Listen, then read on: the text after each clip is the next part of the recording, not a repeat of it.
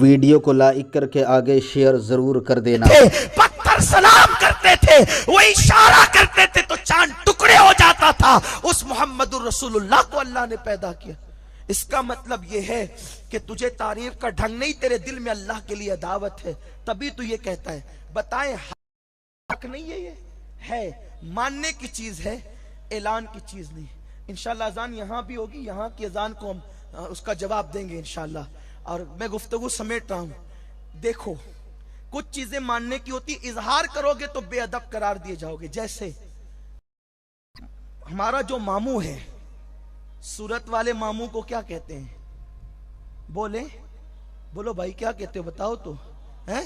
मामा कहते हैं, उर्दू में मामू जान कहते हैं, मामू कहते हैं। बहरहाल बताओ, अगर कोई बड़ा मौलवी साहब हिंदुस्तान से नहीं बल्कि मदीने मुनव्वरा की मदीना यूनिवर्सिटी से पढ़ के आए और स्टेज पर उसका मामू बैठा हो और वो कहे ए मेरे बाप के साले, बताएं पब्लिक उसको जूते से नहीं मारेगी?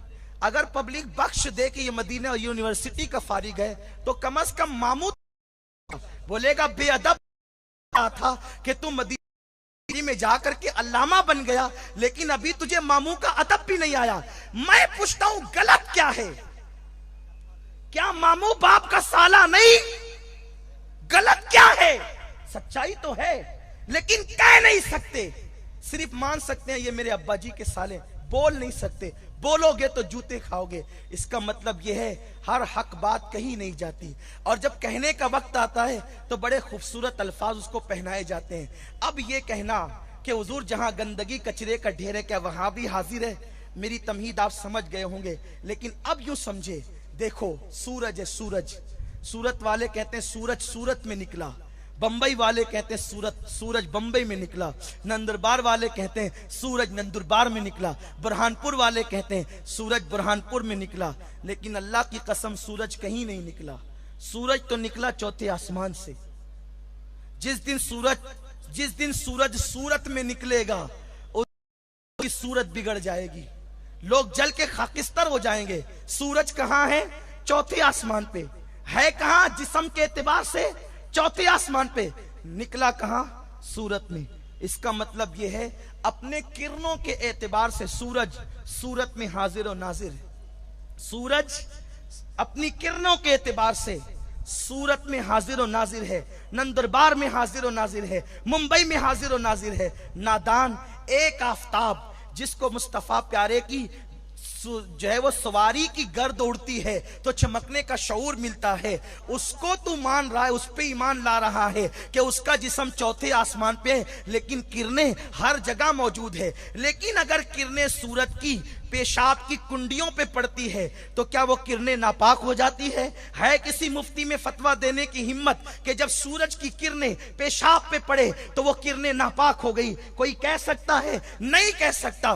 बल्कि ये किरणों का एजाज है कि वो पेशाब पे पड़ती है, पेशाब खुश्क होता है तो किरणों का कुछ नहीं बिगड़ता, वो खुश्क हुई जमीन फिर से पाक हो जाती है। खुदा की इज्जत व जलाल की कसम, ये नूर का सदका है मुस्तफा के। तो जो पेशाब पे पड़े तो उस नूर को पेशाब नापाक न कर सके तो मुस्तफा प्यारे के नूर को पेशाब पाखाना माज़अल्लाह क्या मुतासिर कर सकता है? ये कहने की बात नहीं है, हमारा ईमान है। मुस्तफा जाने रहमत इल्म के एतबार से, देखने के एतबार से हर जगह हाजिर और नाजिर है और वो हमें देख रहे हैं। कुरान कहता है अन्नबिय्यु औला बिल मोमिनीना मिन अनफुसिहिम, नबी मोमिनों की जान से ज्यादा करीब है। मेरे प्यारे आका अलैहिस्सलाम के प्यारे दीवानों, बस एक आखिरी बात करके अपनी गुफ्तगू समेट लूं।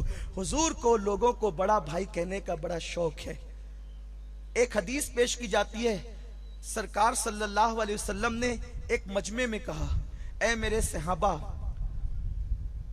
जिन लोगों ने मुझे बगैर देखे ईमान लाया, मफहूम हदीस है, जो मुझे बगैर देखे ईमान लाए और मेरे दीदार को वो दुनिया की हर शय पे फौकियत देते हैं, वो मेरे भाई हैं। सहाबा ने कहा हुजूर हम आपके भाई नहीं? सरकार फरमाते नहीं, तुम मेरे सहाबा, वो मेरे भाई। ये एक हदीस मुबारक पढ़ी जाती है बड़ी कसरत से और फिर हाथ उठवाए जाते हैं। बोलो देखो हम कितने खुश नसीब है कि हुजूर ने हमें अपना भाई कहा तो हम हुजूर के भाई हुए। कितना शौक है हुजूर को भाई कहने का। तो फिर अगर हुजूर को भाई कहने का शौक है रिश्ते की बुनियाद पर, इन्नमल मुमिनूना इख्वा, कुरान की आयत पढ़ी जाती है, आपस में भाई भाई है, तो मोमिन तो अल्लाह भी है। अल्लाह फरमाता है कि हुवल्लाहुल्लज़ी ला इलाहा इल्लाहु अल मलिकुल कुद्दूस अजीजुस सलाम अल मुमिन। अल्लाह भी मोमिन है। कल के कोई सरफिरा उठेगा तो जब मोमिन आपस में भाई भाई है तो अल्लाह भी मोमिन है, तो फिर अल्लाह से भी भाई का रिश्ता जोड़ लोगे, जबकि उसकी शान लम यलिद वलम यूलद। 1857 का अकीदा फॉलो करोगे तो इसी करोगे।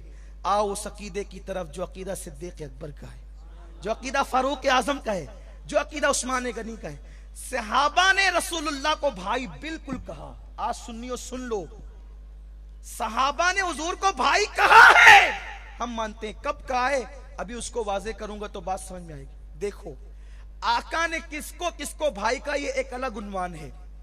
वो करीम है जिसको जो चाहे कह दे।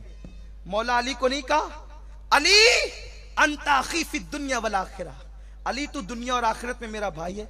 लेकिन कोई एक मौका ऐसा बता दें कि सारी जिंदगी अली ने कभी नबी को अपना भाई कहा हो। कहते हैं ये हुजूर की करम नवाजी, अली नवाजी, लेकिन अली ने कभी भाई नहीं कहा। अरे जो भाई था वो भाई नहीं कहता है, और तुम भाई का रिश्ता लगाते हो और पढ़ के गलत मतलब बयान करते हो। सुनो, यहां तक रिवायत है कि जब मौला अली यमन गए तो अहले यमन ने उनका तारुफ यूं कराया, ये अली आ गए, ये वली है रसूल के, ये वसी है रसूल के, ये अखी है रसूल के। मौला अली कहते हैं यमन वालों मुंह बंद करो, क्या वसी अखी और ये बातें मेरा तारुफ कराते हो। अब मैं अपना तारुफ खुद कराता हूं। मौला अली कहते हैं मेरा तारुफ ये है अना उबीदुम मिन इबादे मोहम्मद सल्लल्लाहु अलैहि वसल्लम, मैं मोहम्मद के गुलामों में से एक अदना गुलाम हूं। ये अली के हुजूर जिसको भाई कह रहे हैं और जिसके बारे में कहे लोग अलग अलग दरख्त और अलग, मैं और अली एक शाख की दो टहनियां हैं।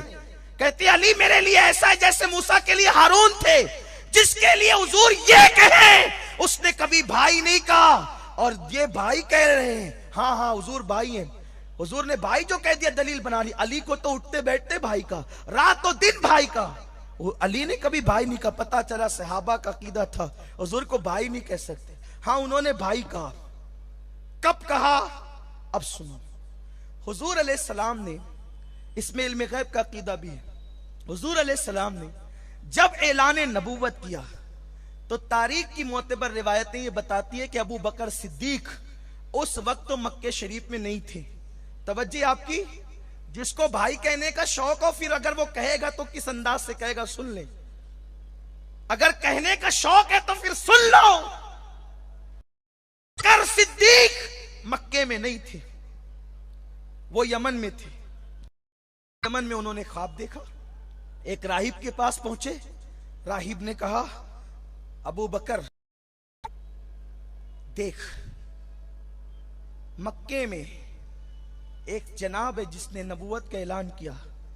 तू उनका यारे गार होगा, यारे मजार होगा, और तू इन पर पहले ईमान लाने वालों में से होगा। इन्होंने जल्दी जल्दी सारा सामान फरोख्त तो किया, सस्ता महंगा लेके निकले चले। जैसे मक्के में पहुंचे तो अबू जहल को खलबली थी, इसलिए कि अबू बकर सिद्दीक हुजूर से 2.5 साल उम्र में कम थे और बचपने के हुजूर के दोस्त थे।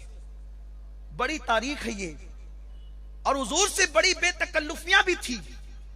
जैसे सिद्दीक अकबर पहुंचे मक्के में, अबू जहल ने कहा अबू बकर देख, तेरा दोस्त तो कुछ का कुछ कह रहा है, ऐसा लगता है जैसे उस पे जिन का साया हो गया, आसेब हो गया उसको, माअज़ल्लाह। जब अबू बकर तो चुके हुजूर को रातों दिन देखा था, और तकरीबन जो है वो अपनी जिंदगी के 37.5 साल में से जो है वो तकरीबन जो है 30 साल या 36 साल हुजूर की सोहबत में गुजारे थे। अबू बकर सिद्दीक को ये शरफ हासिल है।